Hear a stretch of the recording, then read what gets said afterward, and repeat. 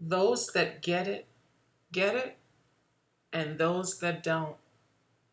Here's my movie review of Alex Garland's new masterpiece, Men.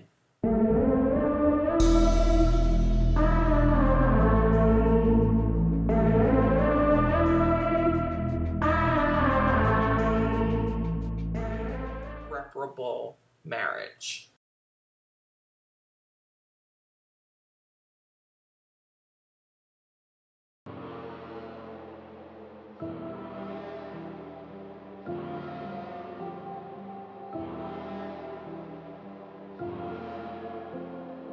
He's a controlling, manipulative gaslighter who threatens to off himself if she leaves.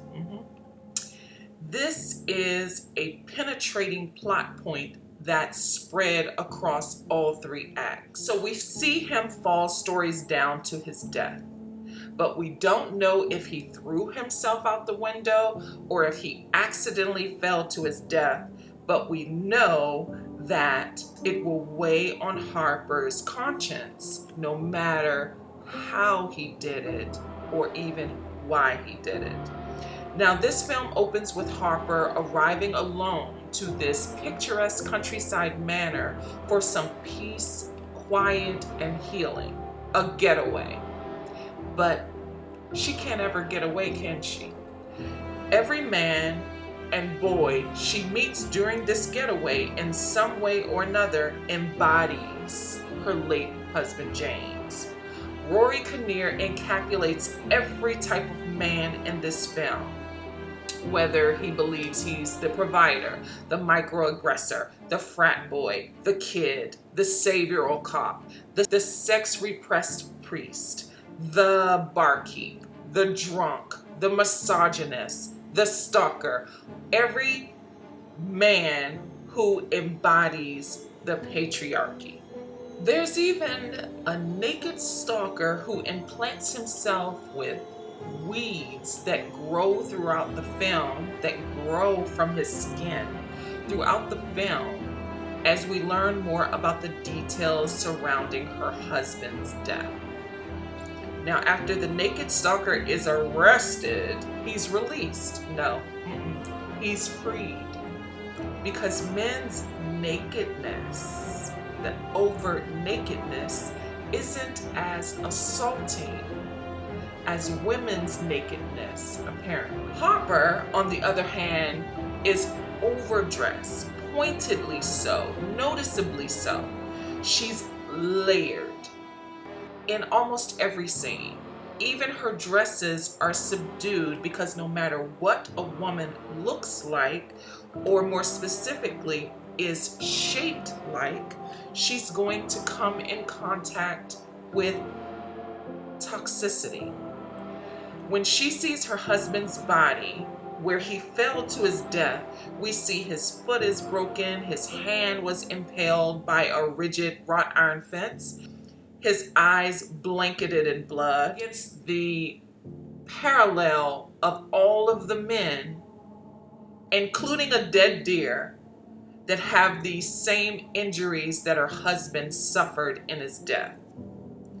So the question becomes, the thesis, I believe, becomes, is every man the same, or is this how Harper experiences every man she comes in contact with because of what her husband put her through? The final act really struck me. It shows the birthing and delivery of male patriarchy as a toxic, never-ending cycle that Harper can't escape. Can any of her friend Riley arrives? She wants to come there to comfort her because she's been tormented by these men. So Riley decides to come. Riley arrives in the final scene and she's pregnant. She's having a boy. And even if she's not having a boy and is having a girl, that girl will likely suffer the same fate from men that the rest of us suffer. I am awestruck at the masterwork of this film. I think Men is a masterpiece. In the 3 acts, it poses a thesis, an antithesis, and a synthesis. Can women survive or outlast the continuous evolution of the patriarchy? I mean, it's cinematically poetic. The grazing shots of the land, the sullen interior shots of her running from the men, masterful. The score is explosively cerebral, and the sound editing, titillating, including those quiet moments, the door knocking, the echoes, the apples raining down from the tree, the sounds of her boots stomping through the woods when she's running from the naked man. Alex Garland spared no attention to detail from every jaw-dropping scene. His use of light and reflection and heat and earth tones and set design. I've never seen anything like this before. It was exceptional, and I hope Rory Kinnear, Jessie Buckley, Alex Garland, I hope they are all remembered at the end of the year when it's time to shove out some nominations, because what they have delivered here, masterpiece.